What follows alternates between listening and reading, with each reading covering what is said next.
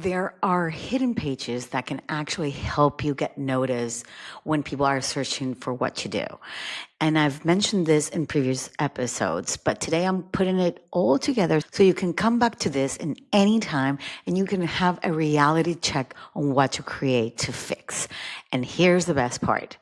This episode works even if you don't have a website because I'm going to show you how to turn these findable pages into posts, into Instagram, into your LinkedIn, into your TikToks, so that you can actually show up when people are already searching for help.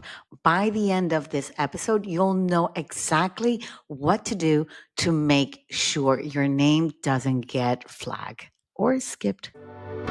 Hey, I'm Veronica Di Polo, and I help service business owners turn their words into leads and stay visible to the people they want to attract. Each week, I talk about how to promote your business with words humans use, not machines, so you get found and chosen faster. Welcome to the Branding Momentum Podcast.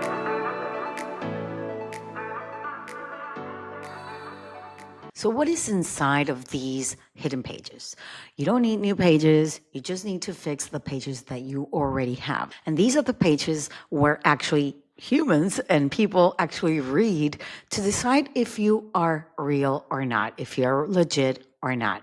And I'm talking about your about page, your FAQs, your services, your contact page, and your testimonials.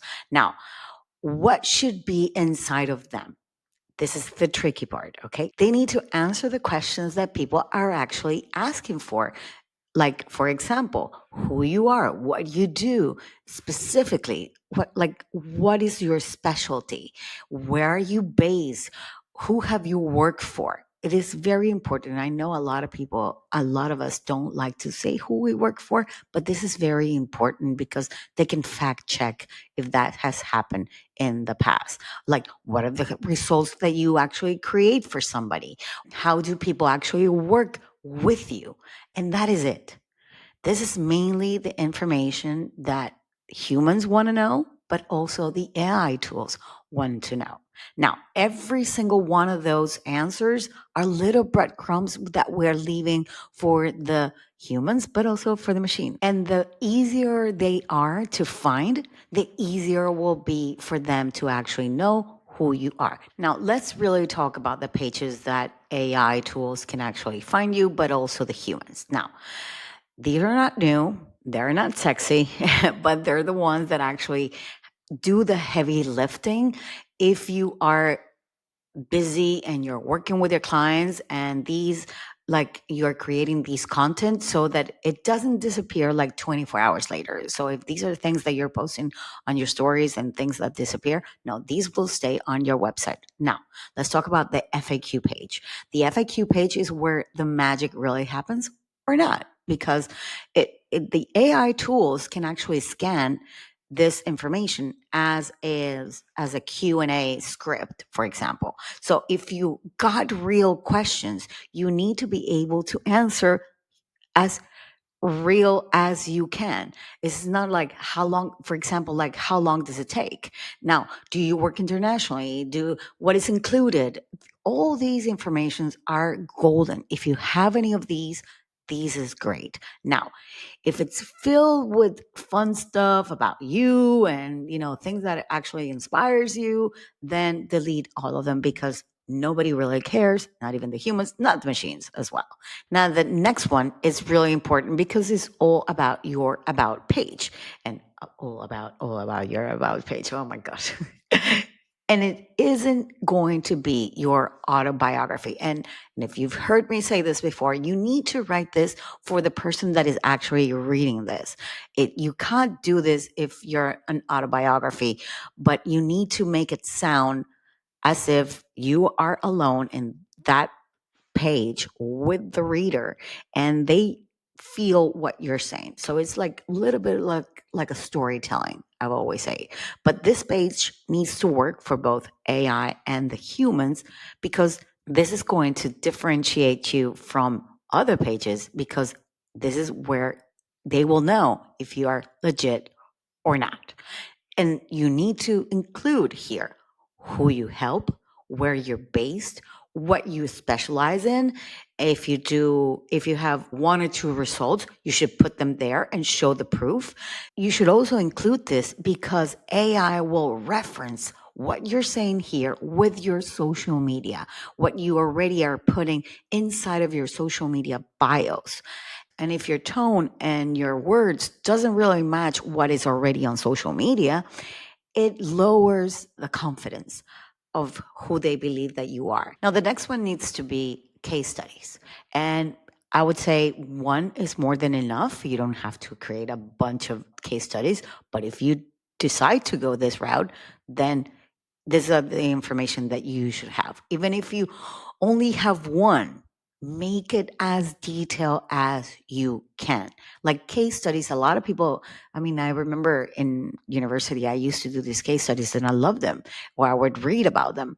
And this is exactly what we're talking about. You have to make it seem as the names, the timetable, the metrics, the graphs, everything needs to be very specific to that case study. You can say, for example, how we helped our local interior designer get booked out in the next season, for example. But I would say, if you can, put the name of that company, how you help them. So they can also actually publish this same case study in their own website. And this is what I call about collaborations, things like that. And what these case studies do is that they get ranked in Google and favored by ChatGPT because you are telling a story about something that happened. So these are like really, really good to have on your website if you can make those. Now, the next one is going to be your service pages. And it's not going to be one, and it's going to be a lot of pages. And what I mean is, like, I've seen a lot of websites where they have their services and they just simply mention them and that is it. No, I am saying each service should have its own page. Why? Because it should tell within that title, the description, the location, the price. Okay, maybe not the pricing because not many people like to put the prices, but if you could make it one per page so that it has more information for the human, but also the machine to actually know exactly how you work each service. The more the pages that you have, the better the search entries, but also more surface for these AI tools to actually discover you. So if you only have it in one, chances are you have lots more of competition because other people have so many pages for their services. So you have to do this if you really want to get noticed, of course, and get fined. Now, one of the hidden pages that not many people actually do is the resources or the inside pages. And these prove your original thinking. These don't necessarily have to be a blog.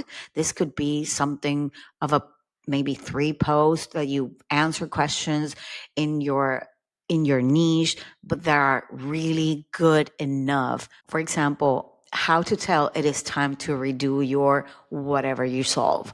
So make sure that you have these little answers. These are kind of different really from FAQs and Q&As because this is more like the thinking, the questions that you would get or the questions that somebody would write on a Google or a Perplexity or Chat GPT or so, but it's tailored to your ideal potential clients. Now, Google and Chat GPT and all these things will actually pick this first because they will look for experts that actually solve these questions. Now, the other place that is really important is your contact and your thank you pages that not many people actually realize. It is tiny, but it's very powerful when you actually create these contact sections and your thank you pages because you will be adding your geolocation, for example, where you are, your city, your region, your time zone, what you do and who you work with, or maybe you have a Calendly link. These things are very important. Even that Calendly link where you have all that information and you provide all that description, it is also very important because you are infusing your keywords that are specific to you and your business. A lot of people don't do this. You need to know exactly what are the keywords that describe your business and differentiates you from everybody else. And these keywords should be in everything that you're putting out. And in your thank you pages, you can simply put something like, put a line or what do you do and how do you do it, and maybe put a link and get it back into your main services. Things like this are simple but are very effective, and all these pages will be live. You just need to treat them like they really do matter, and they should actually help you. They're not hidden because they're invisible. They are hidden because you haven't touched them in a while. And that's why I am here trying to help you to actually improve them a little bit. Okay. Now, when you don't have a website, and this is really more the reality of 2026, right? You don't have a website. You don't want to have a website. You do everything on your social media. And how can we actually get noticed and picked? Your content is your website. I get it. Now, let's work with this. If you don't know, AI can actually hear what you say and actually can read everything that you're writing, right? That that's how they choose who they're going to recommend. And the more you actually see, if you go into your chat GPT, they're showing you TikToks and things like that, right? So your captions need to answer the same as we talked about on your website. They need to answer these type of questions that people are having. So within your captions, you can actually and simply naturally uh, answer these. For example, if you have something, when should actually somebody book a, I don't know, a wedding planner in Spain? And you can actually, reply to that. Or maybe, how do I make a rental look good without chasing for furniture? What is the difference between marketing and branding? These sort of questions, you can simply answer them into your captions. I've always said that if you could try to have, especially on Instagram, where you can actually, and TikTok, by the way, you can have this pin post where you can actually answer all these questions. And if you leave them there and put all your keywords and put all the answers that you have, all the Q&As, all the questions that you get over and over again, leave them there.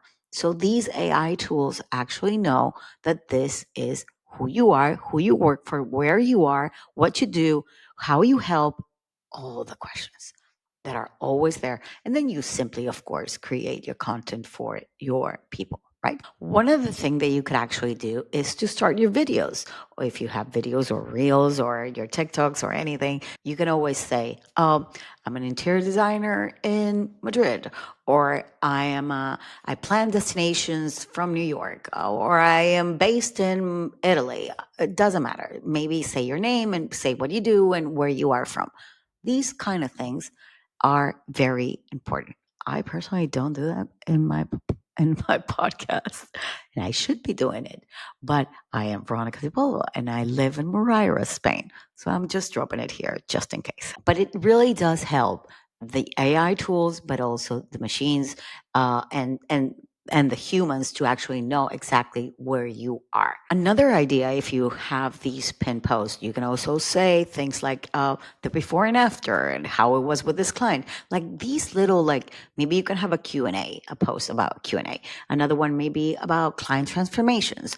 And all these are very important. Or who am I? What do I do? And all these three, you can actually change them from time to time, maybe twice a year, because maybe you get new people on your socials and you're reintroducing yourself again. So you might be wondering why all of this actually matters. And you might be thinking, well, I don't actually need this V. I have clients. I am busy. Why should I care if AI finds me? Well, AI has already found you and is actually introducing you. without you even knowing that it's already introducing you. And the whole point about doing this is that you need to set the record straight. You need to tell AI exactly how you want to be presented, not them deciding or coming up with words that don't actually, or maybe they don't even understand well what you actually do. So the best thing for you is to make sure that these AI tools know exactly who you are, what you do, where you are, from your bios, from your, I don't know, podcast titles, from everything that you're doing. You're describing it so they know, oh, this person is this. It's not that they assumed that you were that. So you're really setting the record straight because they're already out there figuring out who you are, really. Now, before I let you go, this is how you stay in the room when people are searching for exactly what you already do. So, this is you making sure that the people know, but also the machine knows exactly what you do. So, I really hope that you take this into heart and consider it and maybe have somebody within your team or yourself who can actually, update all this information and put the right keywords. And I told you in a few other episodes before, come back to this if you feel that you are not being found the right way that you need to be found. Look for the keywords that really do describe you and differentiate you from any other business that is your competition. Okay. I hope to see you same time, same place next week. Bye bye.